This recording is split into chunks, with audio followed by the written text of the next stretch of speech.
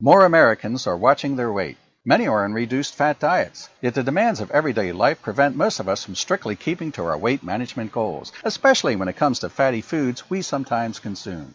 Luckily, there's naturally sourced stimulant-free supplement to help eliminate fat from foods called calories. Taken with meals containing fats, clinically tested calories binds with the fat from food and reduces up to 500 calories a day. Calories can give you the edge in managing your weight. Calories helps maintain healthy cholesterol and triglyceride levels as well. Calories needs no prescription and is available at your local GNC, Walgreens, and soon CVS store or online at calories.com. That's CALOREASE.com. This statement has not been evaluated by the Food and Drug Administration. This product is not intended to diagnose, treat, cure, or prevent any disease. Blog Talk Radio. We are the UR Tennis Network. Our mission is to be the voice of tennis. We enlist a team of passionate enthusiasts to promote our sport. We strive to bring interesting perspectives on the many spins of tennis. Our goal is to provide the learners of our sport with current news and information from many angles. We seek active participation from communities interested in tennis, but tennis is not interested in them. We are expanding our outreach. Tennis is a true lifetime sport that needs to be talked about, and the UR Tennis Network pledges to pursue this idea relentlessly. Good morning and welcome to the Parenting Aces radio show on Blog Talk Radio's UR Tennis Network. I'm your host, Lisa Stone, and we have another fantastic show for you today. We're going to be talking about a very unique travel opportunity for our young players, and I think you guys are going to love hearing from today's guests. They not only have beautiful British accents, but also have a wealth of knowledge on the various aspects of tennis, education, travel, etc., and they're going to bring us some unique and very cool information. Before I bring them on the air today, though, a couple quick things I wanted to remind you about. First of all, I am going to be headed to the Easter Bowl on Sunday. I'll be out there Sunday through Thursday, so if you're going to be out in Palm Springs, Indian Wells with your junior player, I would sure love to meet up with you and say hello and take a picture and maybe even interview you, because I will be broadcasting live from there next week, not only during our normal Tuesday time slot, but hopefully during additional time slots over the course of the few days that I'll be there as well. And so it's always fun to meet up with Parenting Aces listeners and readers in person and put faces to names. So please look me up. You know, I'll be in my Parenting Aces gear, and so look for me and please come say hello. And also, I know for a lot of you guys, it's spring break right now, so I hope that you're taking advantage of having some extra time with your child, and whether it's tennis related or just plain old relaxation mode, really enjoying this time together. I know for me, my son's going to be on spring break next week, but I'll be at the Easter Bowl, and he's going to be partying with his buddies on his senior trip. So we won't be together next week, sadly, but I think we're both going to be having a great time in our respective travels. So there's always that. And one other thing I want to mention is, if you haven't had a chance to see my latest article on ParentingAces.com about UTR, Universal Tennis Rating, I hope you'll take a look. If your child is playing high school tennis right now and you're involved with the team, please, please, please consider being a liaison for UTR and reporting the team results, so that UTR can get these high school players in its system. I will tell you, my son's playing for his high school right now as the number one singles player. He's having some great match opportunities against some really talented kids, not only kids that are involved in tournament tennis, but some other kids who are actually quite good players who don't play tournaments. And so UTR is striving to get those types of players into its system, to have a more comprehensive listing of players and comparisons of players. So if you are interested or so inclined as to provide that data, you can find the information on ParentingAces.com in our latest article. There's a link to contact. So I'm hoping you will all take advantage of that. Okay, so before I bring on today's guest, I want to go to a quick commercial. But when we come back, we're going to be discussing a very unique travel opportunity for our young players. Orthopedic surgeons are seeing an increase in overuse injuries when young athletes perform the same repetitive stressful motions over and over. Pitching, tennis, weight training, even long swimming workouts can cause overuse trauma that may require surgery. If your kids play and train hard, visit orthoinfo.org or stopsportsinjuries.org. A message from the American Academy of Orthopedic Surgeons and the American Orthopedic Society for Sports Medicine. Welcome back to the Parenting Aces radio show on Blog Talk Radio's UR Tennis Network. I'm your host, Lisa Stone, and I'm so happy to have with us today Daniel and Richard Breag. They are brothers. Daniel lives here in Georgia. Richard lives in the UK, and the two of them are working together to take a group of junior players over to the UK this summer for an educational opportunity, but also a very cool tennis opportunity. So without further ado, let me bring these two guys on the air with us. Daniel and Richard, thank you so much for joining us today. Thank you, Lisa. Good morning. So you guys are working together to provide a very cool travel opportunity for some of the young players that Daniel trains here in the U.S. And so maybe to start, Daniel, do you want to just give us a little bit of background on yourself as a player and a coach? And then maybe I'll let Richard do the same, and then we can talk about what you guys have planned. Yeah, thank you, Lisa. Good morning. I appreciate you having us on. Also, I love your site. I've been on it many times. It's great. There's a lot of good articles on there. Thank you. Basically, my background is I was a national player in England and then came over to the States on college tennis and was an All-American doubles player.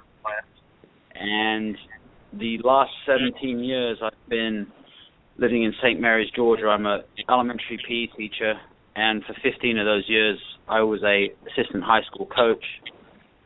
I run my own academy in the evenings. I still volunteer with the high school team, and I'm also a professional tennis registry clinician for the 11 through 17.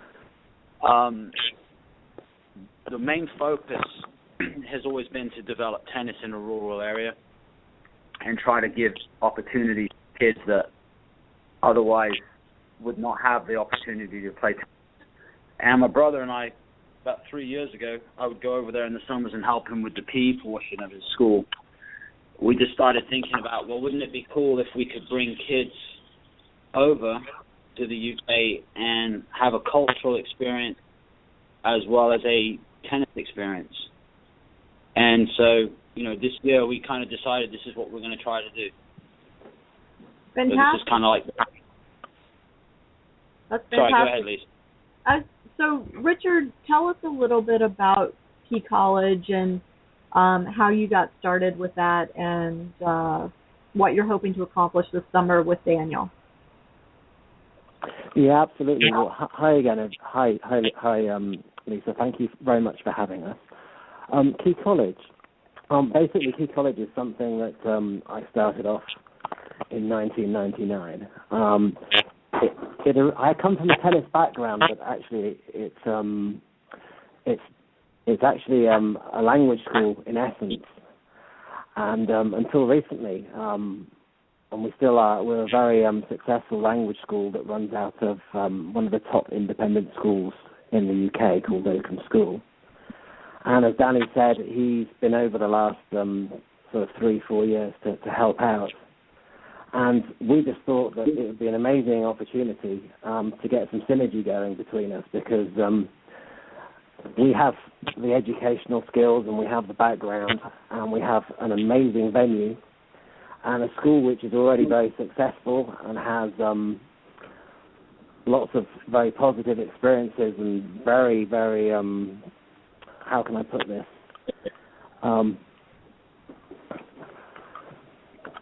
Basically what we do is we run a summer school for people learning English from mainly France and Italy. And they board and they have a very sort of balanced program. And we're very lucky because the experiences have been really positive and people come back year on year. And we just thought that it'd be a fantastic opportunity to add tennis to the mix.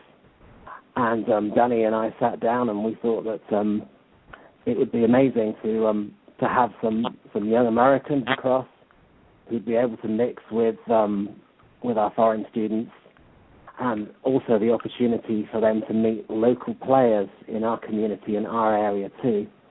And that's really the idea behind it, to provide an opportunity, a tennis opportunity, but also a cultural opportunity within an English private school setting, which would be something, I guess, that your listeners are probably not used to seeing or having, I would imagine. Right. Well, and, you know, for my listeners that have been around a while, you guys know that my son did a month at an academy in Spain a couple summers ago, but it was strictly tennis. There wasn't the educational component to it. And so what you guys are offering this summer really is a combination, educational, cultural, and tennis opportunity. Is that correct? Yes, Lisa. Yeah, that's correct. So will the kids actually get... Do you want to take the tennis element, Danny? Do you want to speak first about the tennis in the mornings, and I'll speak about sure. I can do that. Sorry, okay. Go ahead, Lisa. I think you had a question. Well, I was going to say, will the kids be receiving any type of academic credit for attending the program, or is it simply an enrichment type program? It's at this point, it's just an enrichment program. Basically, what we were looking at is the kids would have a minimum of 3 hours of tennis in the morning, and it would be myself coaching, and we're trying to get another coach from the States to come with us. His name's Dan Breag. He was actually the high school coach of the year for the USTA in 2007, and he won the Starfish Award. And we've been working together for 16 years. And also at Richard's End, there's a highly qualified tennis coach called Tim Ailing, and he's been at the school for 25 plus years. So we were going to really interested in getting the kids to play matches against each other. We'll spend a lot of time on technical stuff, and then in the afternoons they would be on excursions to different cultural activities.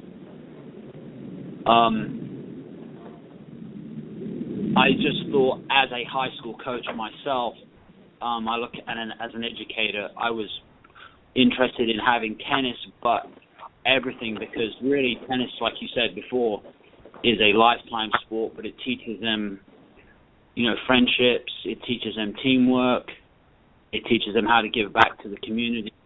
So I'm trying to use this program more as like a vehicle for life to become a better human being. I love that.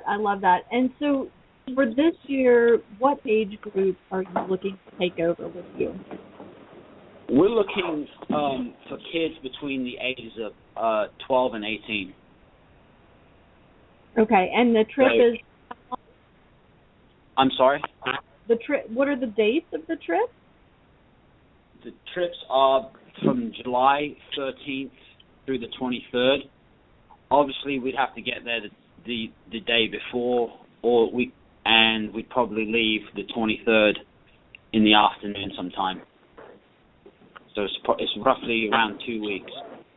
And any idea how many kids you think will be attending this year? Right now, Richard's end, he's already advertised and had several students sign up for the program, so there will be kids that the American kids would be practicing against. However, at this end right now, I have 3 or 4 kids that are interested, but only one that's actually confirmed at this point. But this first year, we don't like to take between 6 and 8 kids and keep it kind of small, and then expand it as the years go on. So at this point, are you open to having kids come with you that are not part of your current school? Yes. Or? Okay. Yes. Yeah. Sorry. Yeah. We'd love kids from anywhere to come. I mean, I offered it to the students in my community, and it's quite funny. I actually have several that are committing for next year, because obviously these types of trips cost money, and so we have parents that are, they're already saying that they've committed to coming, and they're like saving up for it. But we would like to get kids from all over the U.S. if possible. That's so cool. And on the UK side of things, would you like me to add something there? Yeah, sure, Rich. Yeah. Basically, where we live is Oakham, and Oakham's a small market town, and the opportunities for excellent tennis coaching do exist, but to have a coming together of coaches such as Daniel Breag, my brother, Coach Vonk, and Tim Ailing really represents a big opportunity, not only for the American students coming across, but also for our English players too. This year we're looking to open it to 6 US students, and we're also going to have approximately 10 to 12 English students. And as Danny said, we'd like to keep it small, because what we want to do this year is, although we know that we have the expertise and excellent coaching on board, because it's our first year, we really want to hone what we do and really focus it and understand exactly what the program requires. And I think that at the same time, by having 3 coaches and a maximum of about 18 students, I think those students are very, very lucky to have that wealth of experience available to them. It sounds fantastic. The dates of your trip for this year, you're going to miss Wimbledon for this year, but I know you had talked about possibly taking the kids to see the Wimbledon facilities and maybe a tour of the facility. I don't know what you have in mind there, but maybe you can expand on that. Yeah, absolutely. It's funny you said that, because I got the idea 4 years ago when I went to Europe. I actually went to Roland Garros, and I did a tour of Roland Garros, and then I also did a tour of Wimbledon. And the cool thing about doing the tours is, even though the event is not on, you get to go onto center court, you get to go through the tunnels, they take you through the museum, they get to tour the ground. You have a tour guide that's, it's around a 2-hour tour, but it explains everything to the kids. And I should say parents also, because we do encourage the parents to come along with the kids.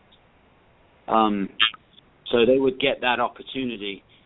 And also, being in London, there's, after the tour, there is other things to do. I mean, we were looking at taking the kids to a Broadway show, and just, sorry, a Broadway show, that's New York, but we were looking to take them down to the West End. And, there are other things in London that we'd like to take the kids to see. And that was the whole thing of making the balancing act between tennis and educational experience.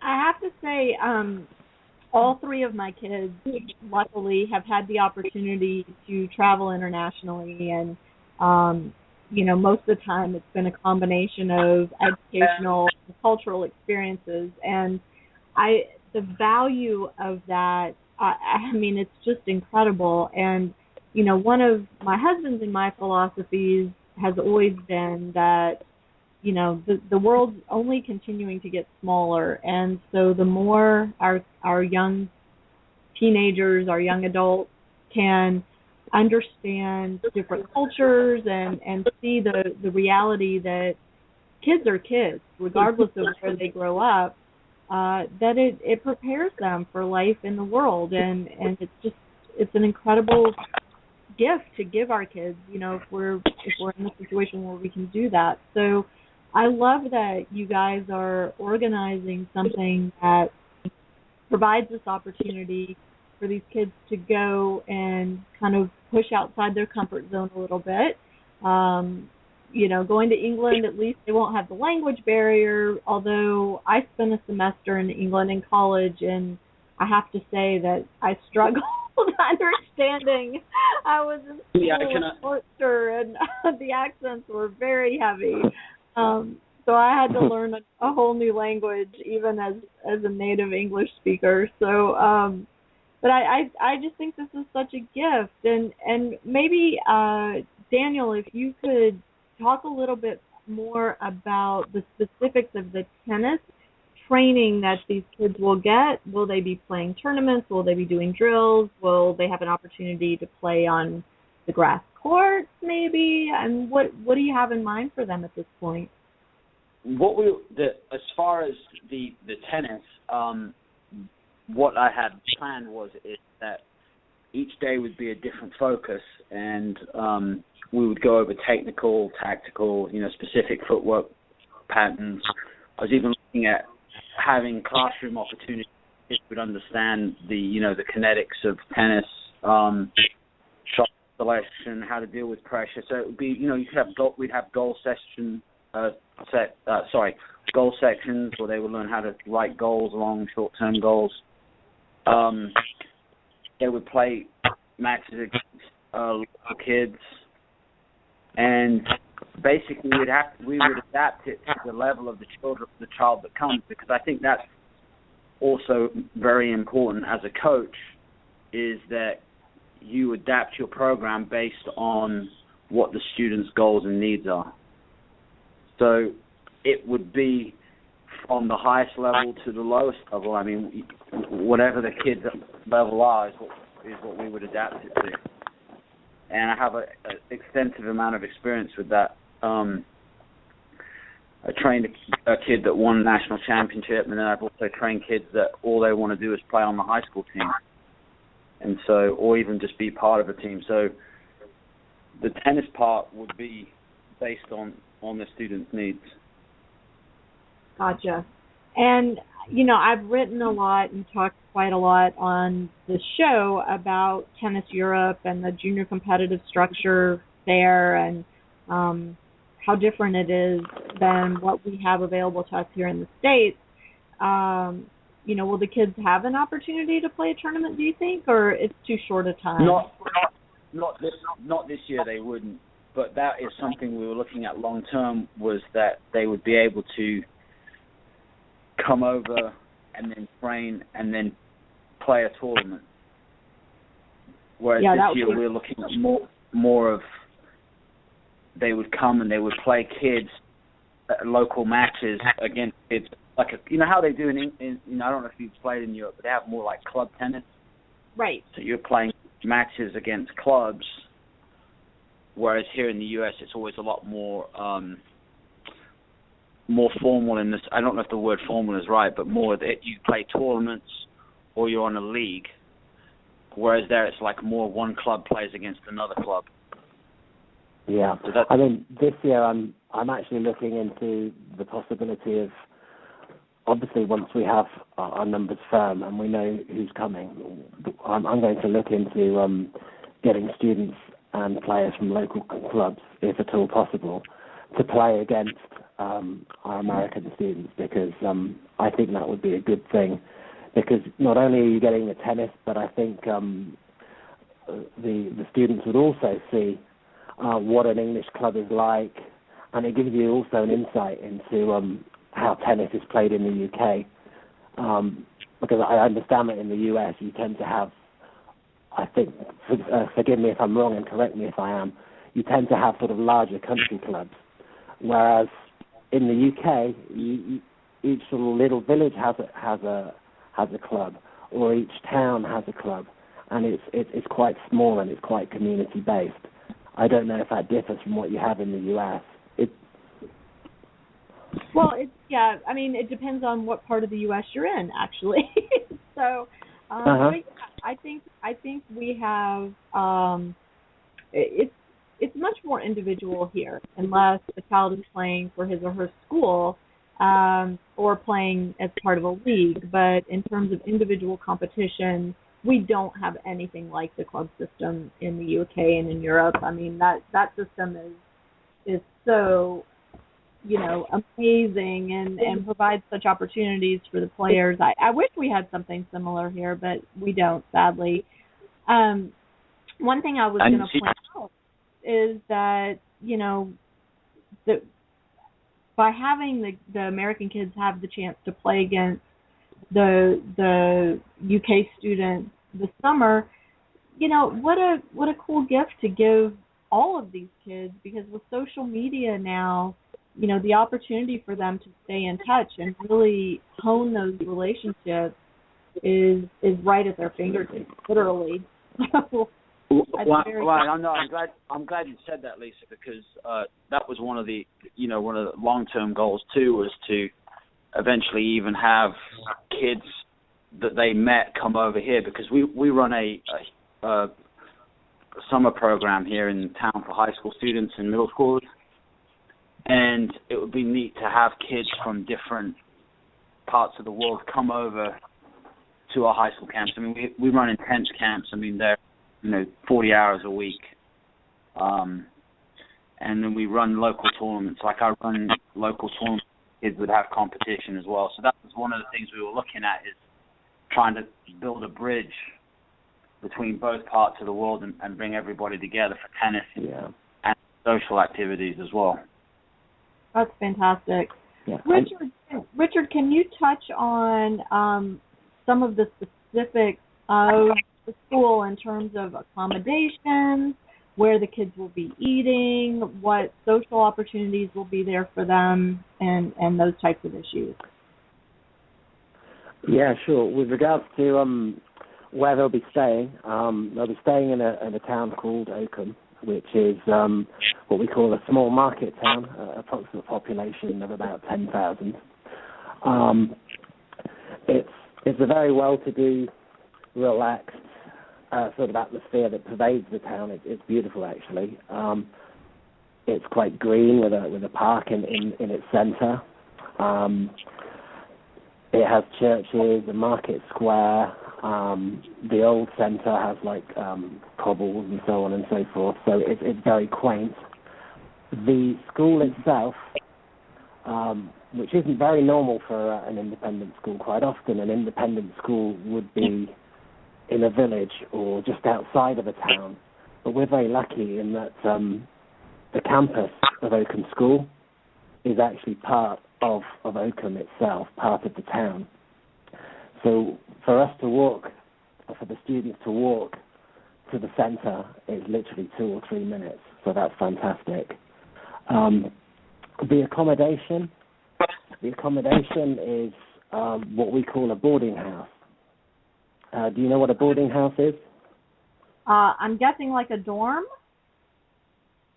Yeah, it'd be like so go ahead, Rick. So it's like dorms, and the rooms are rooms of mainly 2, although there are some rooms of 3. And the accommodation is very clean and light. It's not a hotel. It's a school. So you've got a couple of beds, so a bed each. You have the normal things that you'd expect, like a wash basin. You'd have a wardrobe and so on and so forth. And the accommodation is along small corridors, so there are usually groups of about 5 or 6 rooms, if you want to call them wings. And then there's a common area where there's basically there's a music room where people congregate and relax. There's also a large common room where there's a TV, and then there's a big garden that belongs to the boarding house, and a lot of time is spent there doing activities, just relaxing, campfires, table tennis. I think Danny should probably add something here because he has the American perspective. I don't really know what it is that you're used to, but Danny, would you like to add something? Yeah, more about the dorms or the actual facilities, Rich? Well, either or. I mean, as you see fit, yeah. Really. Lisa, you see that they would have the opportunity, like some of the things the kids wouldn't see, that over there that they wouldn't see here is like, I mean, they've got cricket fields, we've got rugby fields. I mean, the school is absolutely massive. I mean, the kind of facilities they actually hold the, is it the junior national cricket tournament there? Yeah, they actually held, there was something called the Bunbury Festival, which is independent schools coming together, and a different school gets the honour of hosting the event, but obviously you have to have the right facilities to do that, and they hosted it last year. And also Leicestershire Cricket sometimes play there as well. So the quality of the pitches are amazing. Yeah, I mean, the facilities are first class. I mean, the kids have access to an indoor swimming pool. There's a gymnasium. There's squash courts. The town, like Richard was saying, you know, living in rural Georgia, that, you know, the kids don't have opportunities of just being able to walk to stores. You pretty much have to get in a car to go places. I think that would be one of the most exciting things for the kids, is the fact that they could, during their off time, they could go into town, they can go to coffee shops, they can go to restaurants, and it's all within walking distance. And I mean, you could just. Well. I'm sorry, Rich. Say that again. And it's a safe place, isn't it? I mean, it's a safe place. Yeah, I mean, it's very safe. I mean, there's the opportunity. You know, we didn't mention the train station. The train station is like 10 minutes away from the school walking, and there's access to London. It's about 5 minutes, Danny, not even. Okay, it's about 5 minutes. So they have access to London, Cambridge. I mean, it's a very nicely centrally located place as well. So we're going to be close to a lot of things. And Rich, I was wondering if you could actually, you know, go over some of the cultural trips that the kids would have. Yeah, sure. Well, we've mentioned London already. There's the Wimbledon Museum, and we talked about the possibility of a West End show, and that's yet to be confirmed, and it would depend on what students wanted to. But what we'd certainly do is we'd probably promote or suggest that students could strongly consider the open bus tour, which would be a tour around the centre of London, so you'd see the main sites. You'd be able to see the things like the Tower of London, you'd be able to see the London Eye, Houses of Parliament, Big Ben, Buckingham Palace. So that would be one thing I think would certainly be worth doing. I think when you visit a city, I think it's always good to get almost like an overview of what's there. So that's one thing that'd be worth doing. The other thing I'd like to mention is that before each of the trips, we run workshops. So the educational element is there. So we'll explain what it was that people were going to go and see, and they'd have at least a basic understanding before they visited of the history and what it was they were looking at, and hopefully the significance of what they were looking at, which I think is really important. So that's London. We're going to go to Cambridge as well, which is only about an hour and a quarter from Oakham. And we would visit King's College, which is is the most famous college in Cambridge. It has its famous King's College Chapel, where the which is famous for its choir, and I believe that the King's College Choir broadcasts internationally at Christmas. You may even get that in the US. I don't know, but certainly throughout Europe, it's very, very famous. There'll be the opportunity to go on a punt, which is a flat bottom boat, and Cambridge is just a stunning city. It looks like a movie set, really. It looks like you've gone in a time machine and you've basically gone back 300 or 400 years. It's really a sight to behold. So that's just London and Cambridge, just to name two, and those are definitely on the bill. Rich, and also we had talked about, Lisa, one of the things, because like we said, we were going to tailor it to the kids as they came along. They have the opportunity of going to see a real tennis court. Yeah.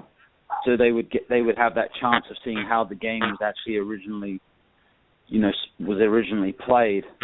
Because I know from my experience as a coach here, when I talk to the kids and I talk to them about real tennis, and then I show them, they're quite amazed. Most people that I've encountered have thought, oh, it was just played on grass, or it was played like they see it today, but they don't realize that that's not how the game was originally played.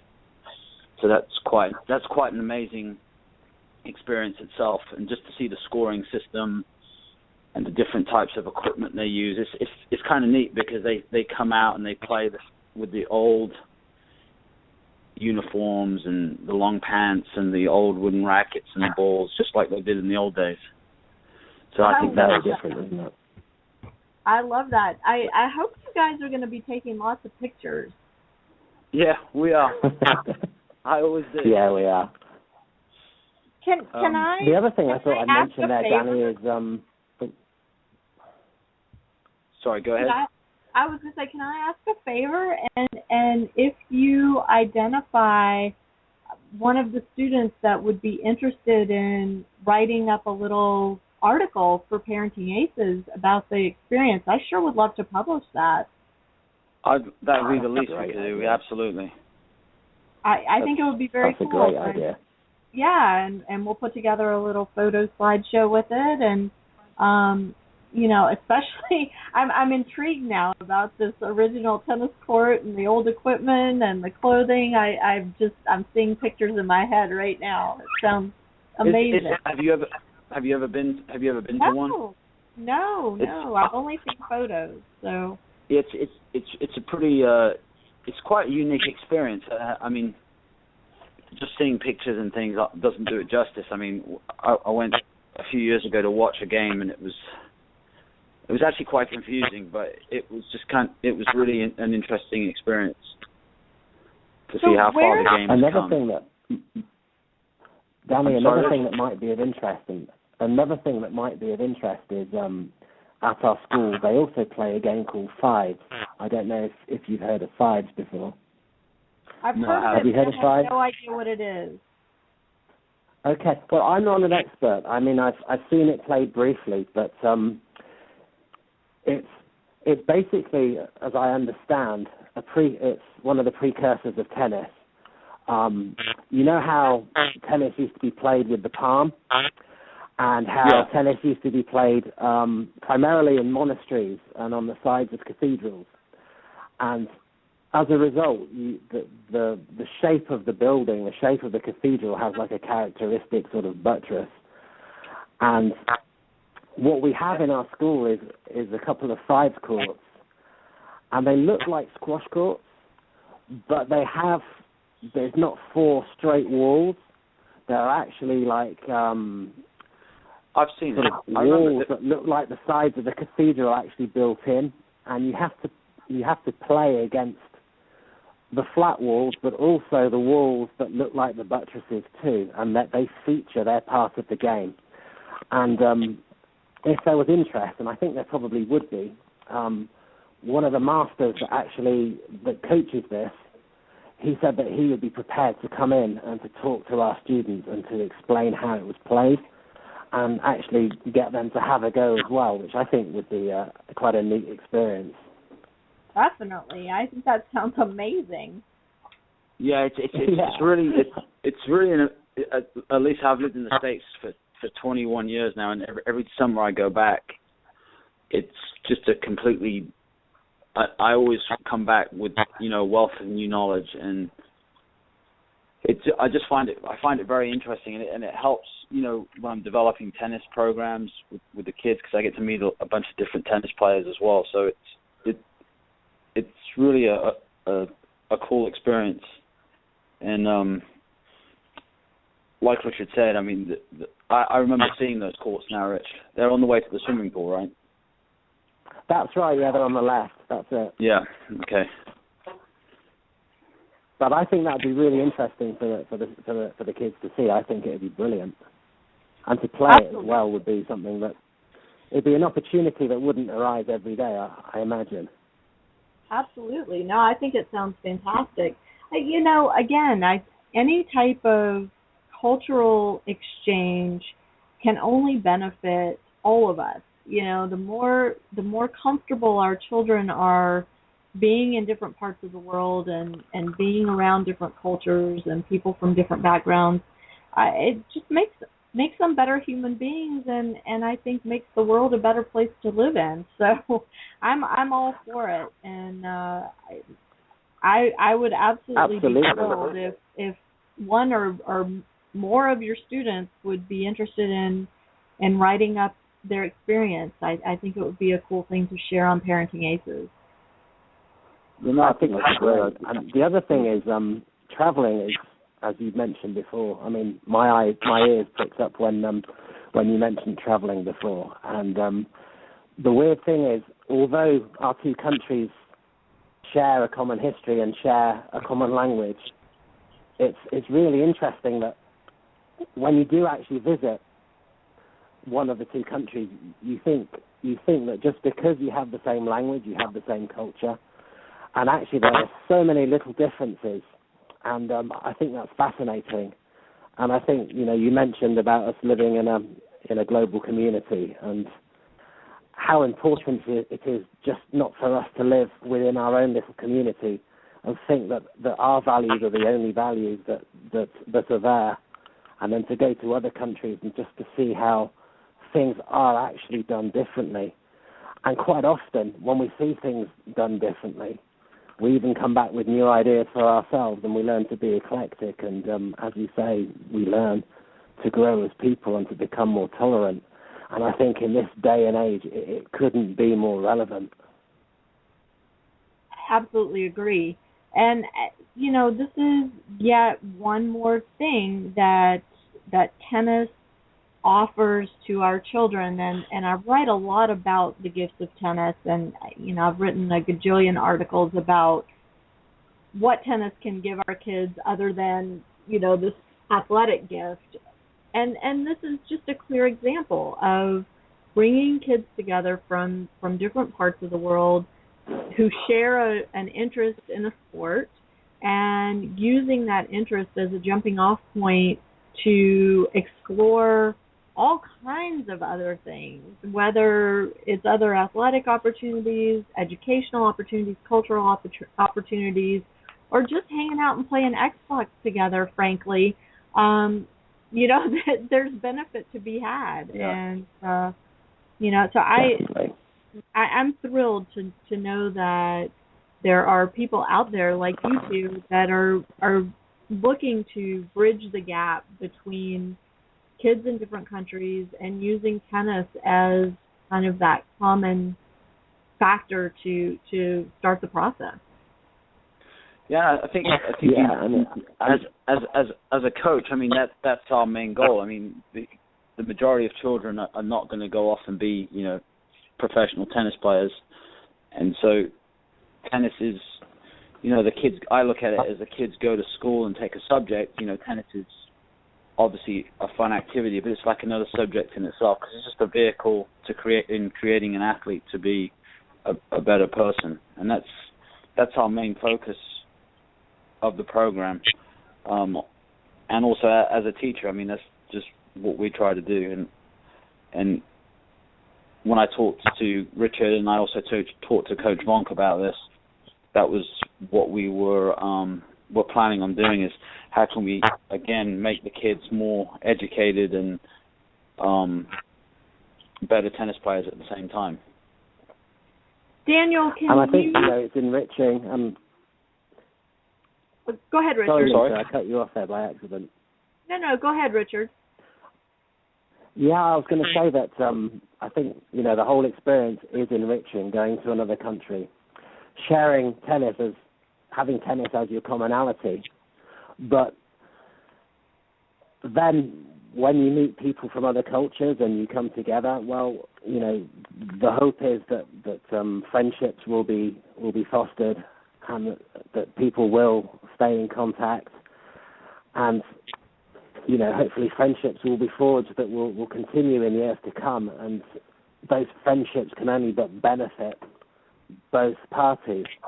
And as you said, it's just part of life and part of learning, and I think that's one of the wonderful things of traveling and obviously of education, because when you go to a new country, you can't help but learn new things about another place. And then there's tennis, of course, which is a wonderful game. I played nationally myself, and I think it's so important for students to realise that it's important to do the best that they possibly can at something. And in order to try and foster excellence, if that's what they want to do and they want to excel at something, I think we all, as human beings, have to understand that no one gets good at anything, no one becomes an expert at anything without putting that work in, and that's a life lesson that's transferable. It basically holds true for everything that we do. And, we try and do that in education. Danny does that with his tennis, and I think that, even if we go some way to reaching that goal, that's got to be a wonderful gift in itself. Right. So I was going to ask Daniel if you could share the contact information or website or how families can get in touch with you to register their child.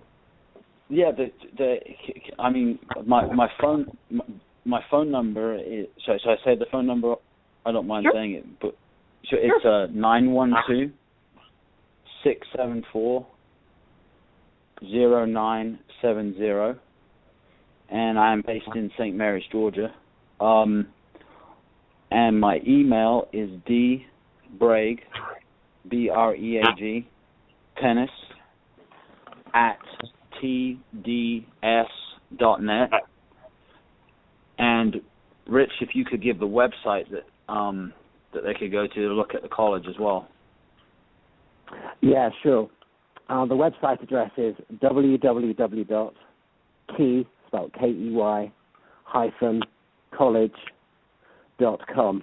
What's currently up there is in French and Italian. We are shortly going to upload a program in English, so there'll be something in English for our English-speaking students to read. There's also a PDF that we can send in the meantime, but if you go to the website, there are contact details, and you're able to contact us via email, and we can get whatever details you would like to you in the shape of a brochure or anything else. Yeah, and Lisa, I have all that if they want to see the program of tennis and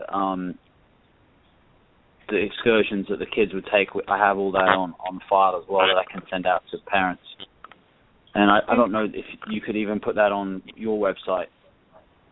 Sure, I can definitely. I'll upload it along with the podcast this week so that parents that are interested in taking a closer look will have the links right at their fingertips. Thank you. Yeah, sure. Thank you. Sure. Thank you very much. Okay, so do you have a deadline for signing up and payment options? I mean, I really would like to share as many details as possible so that... Absolutely. Rich, you want... Yeah, Rich, go ahead. You want to take us on sure. that section? Basically, the situation is this: we've committed to this year. So we're really looking forward to welcoming some US students for tennis. We currently have 6 places available. And with regards to payment, what we're looking for is realistically a guarantee or a payment. A deposit needs to be made by the end of April to secure a place, and then the rest of the payment comes afterwards. But deposits by the end of April, ideally. And then in terms of travel, will they be traveling with you, Daniel, from South Georgia, or how would that work? Well, and that would be something I could talk to each group. Ideally, if we could all meet at one location and go over together. However, it might not work depending on where people come from, different parts. If they're coming with their parents, like I said, I have parents that are committed to coming next year, and they're gonna come with their kids. But obviously, you can't have a minor travel by themselves. So that would be something I would discuss with each group, or each person that signs up. Got it. We also have the possibility of sending an adult to the airport with a taxi, waiting with a sign, and actually picking up the students as they come through. So we can assure their safety that way. Okay, terrific. And I would say to any of the parents listening, if you are considering doing this trip or sending your child on this trip, I did a ton of research when my son went to train in Spain on things like insurance and cell phones and how to handle money and all of those things, because I was one of those parents, Daniel, who sent my minor by himself across the ocean. Right. Yeah. Well, yeah. So it can be done, but it is a little scary. I traveled on my own too. I just didn't know. Didn't know how parents would feel about that. But well, we did it for years, didn't we, Danny? Yeah, we did it since we were. Yeah, we've done it for years. But like we were saying, as far as the phones, I mean, every year I just basically go to the local store and you can buy a cell phone for cheap, £10, $15, and they can use that. There's actually phones in the school itself, so parents could call, the phone lines in the school. We didn't talk about the accommodation. The accommodation is at night. The doors are locked. It's like a locking system, so there's no way they can get out of the building. And there's no way anyone can get in other than an adult that has a special code. And obviously, but you can get out in an emergency, obviously. Yeah, it's an emergency, but yeah, there's monitored. The gates are closed at night. And like Richard said, there'll be someone at the airport to pick them up. And I guess one of the things is people would you like us to discuss cost, or is that something you'd rather we talk to? The cost of the trip is $3,500 for the 2 weeks, plus the cost of the flight. So the flight from Georgia, because I'm just going from the East Coast, is between $1,300 and $1,600, depending on who you go through. So, and then the kids would have all their food covered. We didn't talk about the food either, did we, Rich? No, we didn't actually. No, the food, Lisa, and the food is not your typical school lunch and school breakfast and school dinner. I mean, the food is 5-star food. I mean, it's top of the line. But you could probably talk more about the food yourself. Yeah, basically there's buffet lunch, breakfast, lunch, and dinner. For a school, the food is amazing, and we're not talking about, it's not a restaurant, it's not a hotel, but the food is good. There's a wide variety. If anyone has any special dietary requirements, they just need to let us know in advance. Typically, there's vegetarian dishes, there's pasta, There are meat dishes. The school's used to catering for people of many different nationalities, so the cuisine is wide and varied. And nutrition-wise, it's balanced. It has to be. And you just eat very well, very healthily. And there's a wide variety of choice, and you can choose what it is you would like to eat. There's salad, there's pasta bar, there's meat, there's hot veg. There's pretty much everything you could wish for, really. So, and the dining hall is relaxed. It's quite a large dining hall, but it's very relaxed, and there's plenty of space for everyone. And it's a good environment and a good place to be and a good place to eat, actually. Yeah, and in fact, when we have people visiting our school, that they always say that they cannot believe the quality of the food for a school. We're very lucky. Yeah, and as far as, included in that cost, the only thing that the children would need to bring is if they went into town and wanted to go to a coffee shop or buy, souvenirs or T-shirts or something like that. So in that cost, the 2 weeks is all meals, room, board, and travel is all included. And the excursions as yeah, well? within the UK. Yeah, and the excursions as well are included. Okay. And the if, tents too. Right, if a family wanted to extend the trip, is that a possibility that they could work out with you? That's something that I haven't actually considered, but that's something that we could look at. I would say, as I'm standing here now, the possibility of that is 99% yes, but it would have to be subject to my being able to confirm that officially. It depends whether or not they wanted to continue staying at the school, or if they would like some assistance to stay. Let's say if they were staying for an extra week, whether or not they wanted to stay somewhere else, and we could help set up accommodation either at the school or somewhere else. So almost certainly yes, but we'd have to look into it and confirm it. Okay. Great.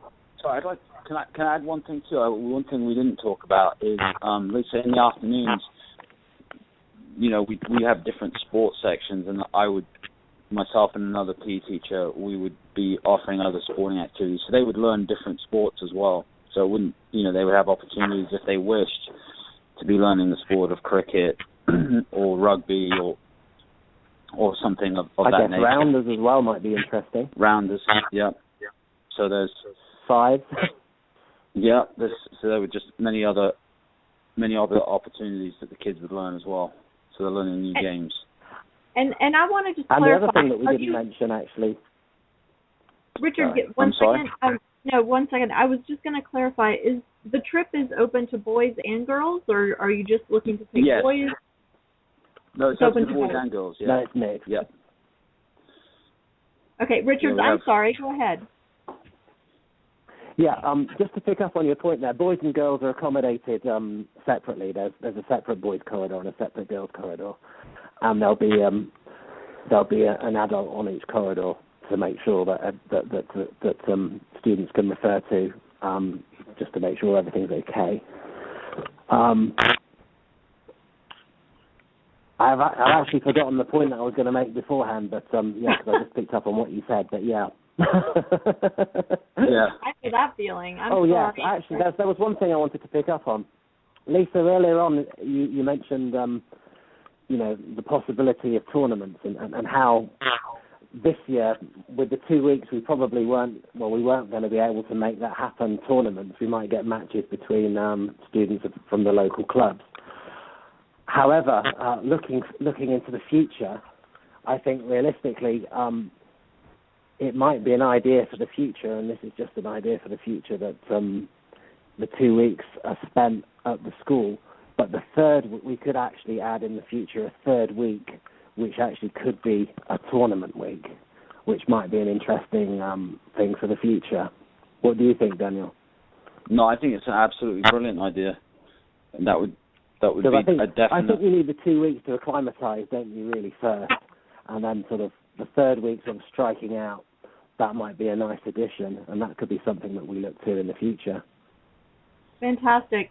Well, guys, I want to thank you so much for coming on and sharing your fantastic trip with us. And to my listeners, I encourage you to go to the website. As I mentioned, I'll have the links that Daniel mentioned on the podcast page later today. That's at parentingaces.com/radio-show.